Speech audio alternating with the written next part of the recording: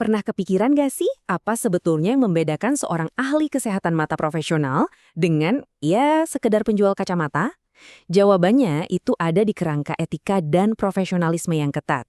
Nah, dalam pembahasan kali ini, kita akan bedah sama-sama fondasi yang membangun kepercayaan kita pada seorang optometris. Oke, kita akan bahas ini lewat 5 bagian utama.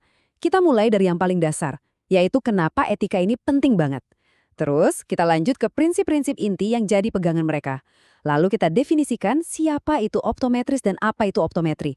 Sampai akhirnya kita paham gimana kualitas dan kompetensi mereka itu dijamin. Yuk, kita langsung mulai aja. Oke, kita masuk bagian pertama, pondasi kepercayaan. Di sini kita mau jawab satu pertanyaan yang paling mendasar. Kenapa sih seperangkat aturan etika ini jadi begitu krusial buat seorang optometris? Nah, ini dia intinya. Etika profesi itu ibarat kompas moral yang diatur langsung oleh IROPIN. Ini tuh bukan cuma soal daftar aturan boleh atau nggak boleh aja loh, tapi lebih kayak sebuah janji. Janji untuk selalu menempatkan kepentingan pasien di atas segalanya. Dan inilah yang pada akhirnya membangun fondasi kepercayaan yang kuat antara Anda dan ahli kesehatan mata Anda. Kalau etika tadi itu fondasinya, nah, prinsip-prinsip inti ini adalah pilar-pilar yang bikin fondasi itu kokoh. Yuk kita lihat 6 pilar utama yang jadi panduan dalam setiap tindakan seorang optometris. Di sini nih kita bisa lihat esensi dari profesionalisme mereka. Jadi, ini bukan cuma soal teknis periksa mata loh. Ini soal integritas, artinya mereka harus jujur. Ini soal kerahasiaan pasien, artinya data kesehatan mata kita aman. Dan yang gak kalah penting, kolaborasi profesional. Artinya mereka siap kerjasama dengan dokter lain demi kesehatan mata kita. Setiap poin ini pada dasarnya adalah jaminan mutu pelayanan. Oke, kita udah ngerti kenapanya dan gimana etikanya. Sekarang, kita perlu perjelas siapa dan apa yang sebenarnya kita omongin. Definisi yang jelas ini penting banget, supaya kita bisa bedain mana tenaga kesehatan yang beneran profesional dan mana yang bukan. Nah, ini dia pembeda utamanya.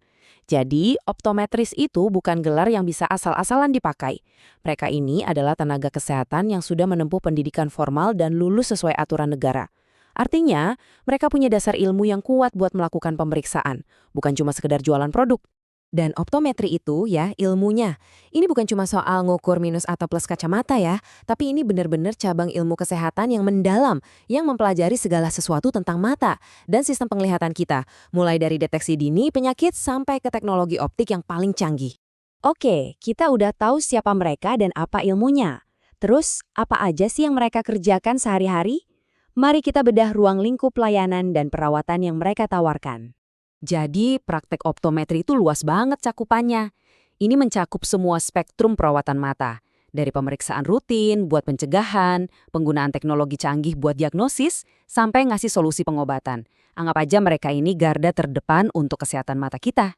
Nah, ini nih level layanan yang paling sering kita jumpai. Coba bayangin pemeriksaan mata dasar di optik atau di puskesmas. Layanan primer ini adalah pintu gerbang pertama untuk ngecek kondisi kesehatan penglihatan Anda. Naik satu level, kita punya layanan sekunder yang menangani kasus-kasus yang lebih spesifik. Contoh paling gampangnya, lensa kontak. Pemasangannya itu nggak bisa sembarangan loh, butuh pengukuran yang super presisi dan pemahaman mendalam soal kesehatan kornea mata. Nah, inilah yang ngebedain layanan ini dari yang primer. Dan ini adalah level tertingginya, atau bisa dibilang tingkat rujukan. Layanan tersier ini menangani kasus-kasus yang kompleks, mungkin yang melibatkan kondisi mata tertentu yang butuh alat diagnostik super canggih atau penanganan khusus yang nggak tersedia di tingkat primer atau sekunder. Kita udah bahas soal etika, definisi, dan ruang lingkupnya. Tapi, gimana caranya kita bisa yakin kalau semua standar ini beneran dijalanin? Oke, kita masuk ke bagian terakhir, sistem penjaminan kualitas dan kompetensinya. Kompetensi itu lebih dari sekedar pinter ya. Ini adalah satu paket pengetahuan, keterampilan yang bisa diukur, dan sikap profesional. Intinya, ini tuh bukti bahwa seorang tenaga kesehatan bisa kita percaya untuk menangani kesehatan kita secara bertanggung jawab. Terus, gimana cara ngebuktiin kompetensi itu? Ya lewat uji kompetensi. Ini adalah semacam ujian standar untuk memastikan setiap orang yang mau praktik itu beneran punya skill yang dibutuhkan. Anggap aja ini kayak ujian SIM-nya para profesional kesehatan mata. Dan kalau lulus, mereka akan dapat ini, sertifikat kompetensi. Inilah bukti tertulisnya, semacam surat izin praktek mereka. Buat kita sebagai pasien, sertifikat ini adalah jaminan bahwa orang yang memeriksa mata kita itu sudah teruji dan memenuhi standar nasional. Terus siapa dong yang bikin aturan mainnya dan ngawasin semuanya? Nah, itulah tugasnya konsil. Mereka ini badan independen yang bertindak kayak wasit di profesi ini. Tugas mereka adalah memastikan semua praktisi bermain sesuai aturan, melindungi kita sebagai masyarakat, dan terus-menerus meningkatkan kualitas praktek. Kalau konsil itu wasit utamanya, nah kolegium ini adalah tim ahli penasihatnya. Mereka ini adalah kumpulan para pakar di bidang optometri yang membantu konsil dalam menetapkan standar-standar teknis yang spesifik.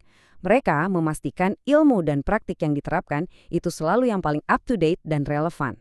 Jadi, setelah kita lihat seluruh sistem yang cukup kompleks ini, mulai dari kode etik, definisi profesi, sampai uji kompetensi, semuanya itu dirancang cuma buat satu tujuan, menjamin kualitas dan membangun kepercayaan.